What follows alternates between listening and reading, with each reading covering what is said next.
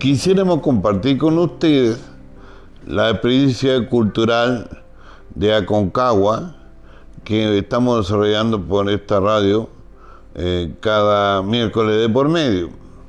Y hoy día nos tocó un tema compartiendo el trabajo con doña Paulette Jara Pérez, que es hija mía, pero como ella reclama, es abogado, colega, así que somos pares.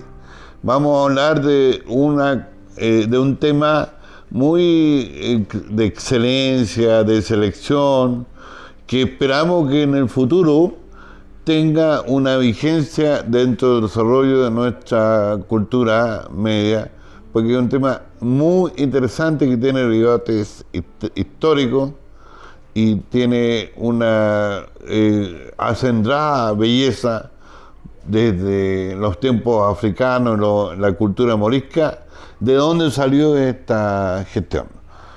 Entonces, Pola va a explicar de qué se trata. Gracias, Sergio.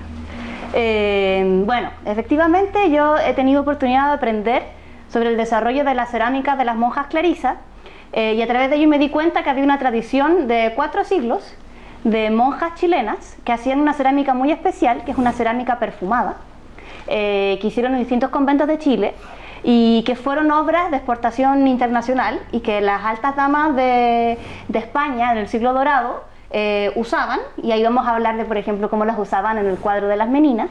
Y efectivamente yo creo que es súper importante advertir esta historia, encontrar cada cerámica, valorarla en calidad de tal, porque son obras muy preciosas, de un inmenso valor artístico y que muy propias del barroco. Eran obras que eran visualmente muy atractivas, pero también olían rico, sabían bien y cumplían un rol súper importante en el desarrollo de la vida cotidiana, y eran obra y gracia de artistas chilenas que, tomando una tradición de las mujeres indígenas en Chile, más lo que aprendieron de Europa, consiguieron crear obras que son muy especiales y que hacen que nuestra tradición artística se enriquezca muchísimo. Además, Pola siempre me destaca y a mí me impacta. Esto yo no lo conocía por la cultura media mía antes de conversar con ella a propósito de un libro que ella compró, que es muy hermoso, de la Católica. Entonces ella habla siempre de que era una costumbre en algunas damas de la alta sociedad comerse esta obra de arte, porque algunas eran de muy pequeño tamaño, otras de mayor tamaño. Por ejemplo, probablemente yo creo que la que se comía era más bien pequeña. En cambio, Diego Portales usaba un tazón que a él le gustaba para tomar el mate y que le fascinaba. También es obra de las monjas en cuestión, de las monjas clarisas. Así es, Diego Portales, y existe registro en unas cartas muy hermosas que él escribía, en las que mandaba pedir mates de cerámica de las monjas clarisas, porque esos mates le agregaban un sabor y un olor específico a su mate, que él quería por sobre todas las cosas. Entonces los mandaba a pedir para que le llevaran, y pedía que estuvieran bien perfumados, como era Diego Portales, para que le gustara mucho y le durara harto el olor y el aroma, o sea, el olor y el sabor. Y sobre la ingesta de búcaros o la ingesta de cerámica, es una condición que se llama bucarofagia, que las mujeres del siglo dorado español podían darse el gusto de comerse una cerámica al día, en un proceso en el que llenaban la cerámica de agua, salía un aroma delicioso, se tomaban esa agua, después rompían el búcaro y se comían trocitos de búcaro. Y eso producía 3 efectos en las mujeres. El primero era que te drogaba, porque tenía opioides, porque la arcilla era tan especial que tenía distintos ingredientes que hacía que, como describían en las narraciones, vieras a Dios, que obviamente hoy día lo entendemos como estar un poco drogada. En segundo lugar, la ingesta continua del búcaro hacía que te pusieras más pálida y más delgada, porque te generaba una enfermedad intestinal específica. Belleza, belleza. Que el estándar de esa época era ser bella, ¿no? Ser delgada y pálida. Y en tercer lugar, era un anticonceptivo, porque te cortaba la regla. Entonces, además, permitía a las mujeres controlar su fertilidad en la ingesta de este búcaro. Lo que sí pasaba era que, como tenía opiáceo, te hacías adicta al búcaro. Y ese era un problema, obviamente. Y existen, me parece que hay un verso en una obra muy hermosa de Lope de Vega, en el que comentan qué tragedia más grande esta de hacerse adicta al barrito, como decían ellas. Porque, reconozcámoslo, en ese momento estos búcaros, que eran muy sofisticados, se hacían en Chile, en México, en Portugal y en España. Entonces ser adicta a eso era básicamente ser adicta a algo muy sofisticado y extraño, que ellas calladitas rompían y comían. Espero yo que hayan sobrevivido la suficiente cantidad de piezas para valorar también el aporte artístico, porque si uno se fija, al menos en la obra de las monjas clarisas chilenas, era muy rico y no parece algo hecho por una monja, están llenos de cachos, de colores, de distintas tradiciones, entonces vale también la pena observar cada obra en su mérito artístico. De mucho colorido, ¿eh? Mucho colorido. Impactante. Entre la cultura pictórica o de arte chileno es de lo más sofisticado en los contrastes de los colores, en la belleza exuberante de ellos. Muy interesante. Efectivamente, y las monjas usaban todo tipo de pequeños palitos o cositas naturales, tintes naturales que se buscaban por toda Latinoamérica y Europa para pintarlas y detallarlas, de modo que si uno vamos a ver en las imágenes, hay algunas como vasijas con pajaritos, con flores, con distintos tipos de símbolos que ellas usaban en distintas ocasiones y que además, sabemos, le regalaron a distintas personas. Entonces, queda la tarea pendiente de mapear y rastrear dónde están esas cerámicas, porque hoy día son muy muy valiosas y todo indica que con el tiempo se van a hacer más valiosas porque la receta para hacerlas se perdió cuando se murieron las clarisas. Me parece que el año 1898, a fines del siglo XIX, murió la última monja que tenía el secreto, la fórmula. Así es.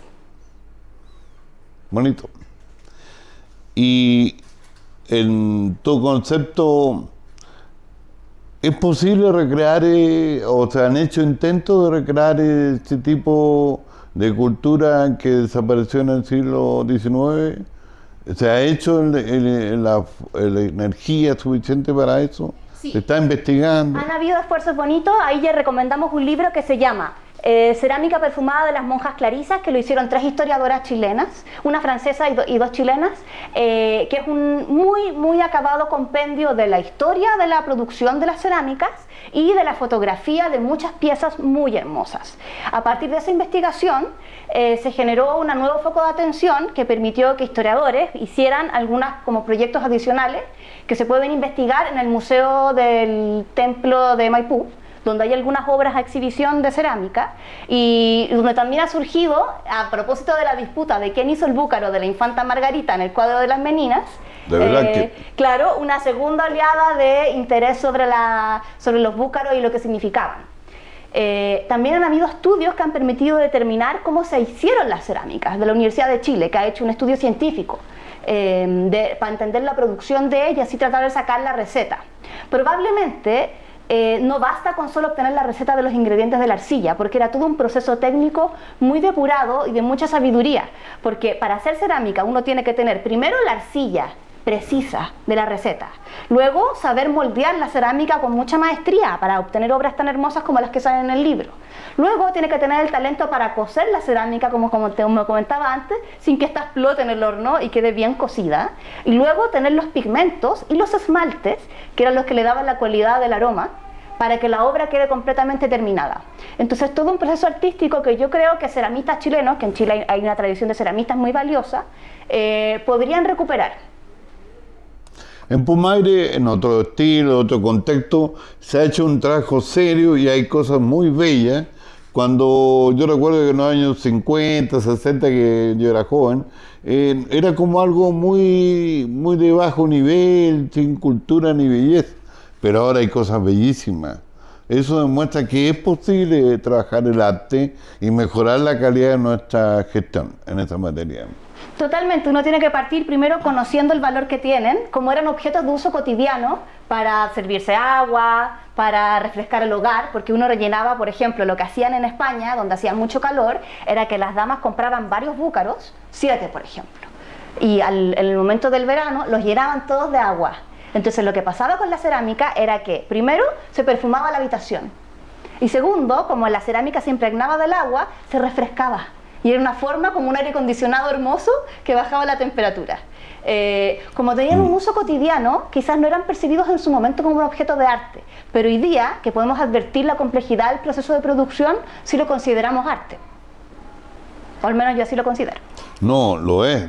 Sí, es una expresión de belleza y recreación para, digamos, el espíritu humano que valiosamente puede ser considerada en buen nivel. Estas cosas son los desafíos del Chile del presente y del futuro. Así que confiamos que este libro, que lo he revisado, que es de la Polita, sea un anuncio de mayor interés en algún elemento como el arte. Y ella me comentaba que además hay una vinculación con San Felipe de la Congregación de las Clarisas, de las monjitas, porque lo vio ella.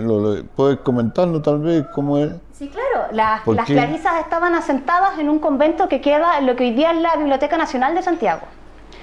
Y cuando llegaron las monjas que hoy día están en San Felipe, ellas se quedaron, se hospedaron. Las del Buen Pastor. Las del Buen Pastor se hospedaron en el monasterio de las Clarisas.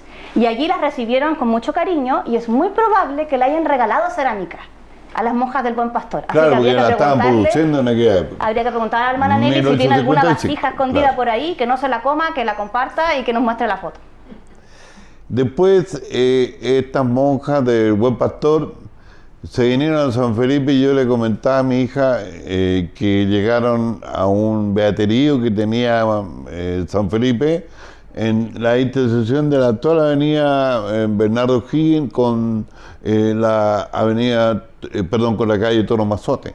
Entonces ahí era un lugar bastante amplio, estuvieron algún tiempo ahí y después con el apoyo del legendario cura Gómez se fueron al actual lugar donde se encuentran avecindadas en la parte oriente de la avenida Libertador Bernardo Higgins. Así que, de alguna manera, estas primeras monjas que eran de origen francés, la mayoría de ellas, me parece que hay una alemana, pudieron participar, aquí llegaron a Curimón, ya estoy contando la propaganda local. Todo pasa en Curimón, entonces en Curimón recepcionaron los vecinos de San Felipe la llegada de esta congregación que sirvió en los hospitales, sirvió de cárcel, sirvió a apoyar a las mujeres de valía. Hizo una gran gestión en aquella época. Fíjate. Bueno, entonces la misión que nos queda es que si las monjas del Buen Pastor en algún momento tuvieron contacto con las Clarisas, quizás se trajeron alguna cerámica al Valle de la Concagua. Puede que haya alguna o esté por ahí en los inventarios. Tenemos que buscar con atención porque podría haber una obra muy valiosa oculta. Los inventarios a veces son muy sorpresivos. Por ejemplo, yo recuerdo que un inventario que se hizo en Curimón, en la iglesia y en el convento museo, y nosotros mismos estamos haciendo otro en Putaendo, en una casa patronal que está bajo la tradición de la iglesia, Lo Vicuña. Y ahí salen sorpresas de repente. Así que, ¿por qué no? ¿No es cierto? Además de incentivar que los artistas y la gente que investiga estos temas pueda desarrollar esta tecnología. Si en Chile hubo gente que la pudo hacer y fue exitosa, ¿no es cierto que vale la pena que lo intenten de nuevo en el siglo XXI? ¿Verdad?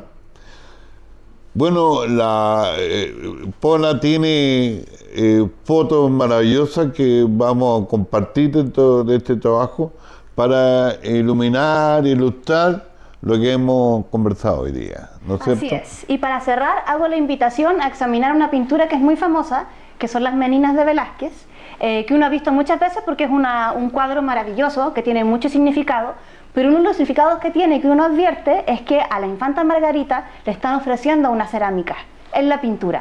En el centro de la pintura. En el centro de la pintura, lo que nos sitúa respecto de la producción de la cerámica, que se disputa, que podría ser chileno, ese búcaro, y de la importancia que tenía en las damas de la época el uso de estas cerámicas que hacían las monjas, que eran muy sofisticadas y que les daba una estatua a ellas también tenerlas a disposición.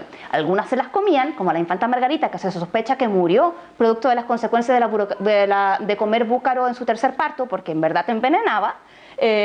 Pero también nos da a entender lo alto que llegó la producción de las obras chilenas y que probablemente también hay en Europa, probablemente en patrimonios muy sofisticados, cerámicas chilenas que fueron hechas en esa época acá en Santiago o en Temuco. Lo que demuestra que la cultura no solamente viene, también va. Así es. Y hay muchos ejemplos de eso. Gracias, Pola. Gracias, Sergio, por la invitación.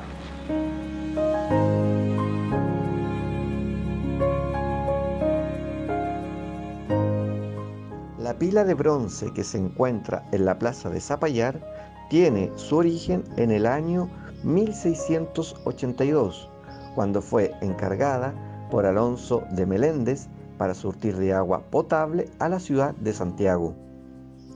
Por entonces fue emplazada en el monasterio de las monjas clarisas, que se encontraba ubicado en el costado poniente del cerro Santa Lucía, en donde permaneció por más de 2 siglos.